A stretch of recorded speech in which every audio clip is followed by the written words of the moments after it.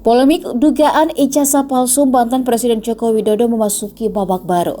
Mantan orang nomor 1 itu disebut akan melaporkan 4 orang terkait tudingan ijazah palsu. Dilansir dari Kompas.com, kuasa hukum Jokowi Yakub Hasibuan di kawasan Menteng, Jakarta Pusat, Selasa 22 April 2025 mengungkap saat ini tim sudah melengkapi dokumen dan bukti pendukung.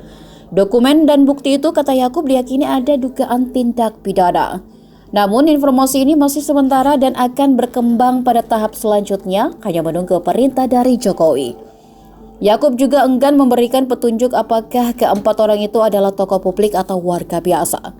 Sejauh ini Yakub menilai tudingan soal dugaan ijazah palsu yang kembali mencuat bukan lagi persoalan klarifikasi, melainkan upaya untuk menyerang martabat mantan kepala negara itu. Ia juga menyebut telah melihat langsung dokumen ijazah tersebut dan mendapat konfirmasi langsung dari Universitas Gadjah Mada sebagai pihak penerbit. Menurutnya, fakta-fakta tersebut seharusnya cukup untuk menjawab keraguan publik, namun masih ada pihak-pihak yang terus mempersoalkan isu tersebut.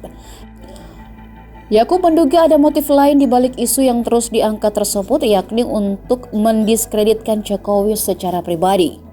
Sejauh ini, sementara ini sih mungkin ada sekitar 4 orang yang kami sudah lengkapi semua dokumen dan bukti pendukungnya, yang kami yakini juga, yang kami percaya bahwa ada dugaan tindak pidana di situ. Kalau itu kan hanya sementara ya, mungkin nanti ada perkembangan lanjutan.